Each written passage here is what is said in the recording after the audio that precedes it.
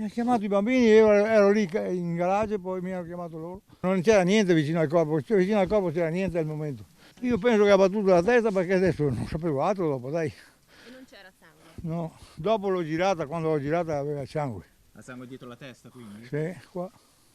Giacomo Stella, il vicino di casa della famiglia di Irkia Nagui, il giorno dopo la tragedia, aveva pronunciato queste parole ai nostri microfoni. Il colpo che ha ferito mortalmente la giovane mamma marocchina è partito da una sua pistola che i figli piccoli della donna avevano trovato nel capanno e che quel giorno avevano deciso di prendere per giocare.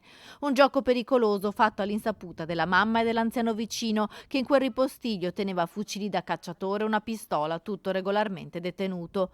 Un nuovo dolore si aggiunge a questa famiglia distrutta.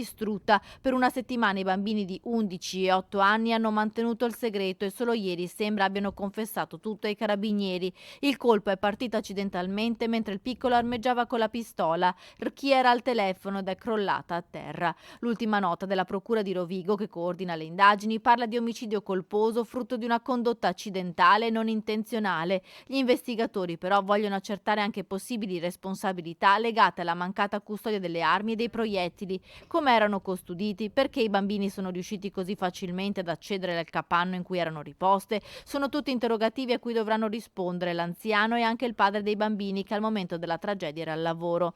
L'altra domanda a cui manca una risposta è chi ha portato la pistola del delitto nei campi dopo il ferimento. Sono stati proprio i bambini o qualcuno li ha aiutati nel tentativo di proteggerli? I piccoli, dopo il ferimento della mamma, avevano chiamato proprio Giacomo Stella, il vicino di casa che era corso subito da loro e aveva chiamato il 118. Irchia, in condizioni disperate, era stata portata in ospedale dove il giorno dopo è stata dichiarata morta.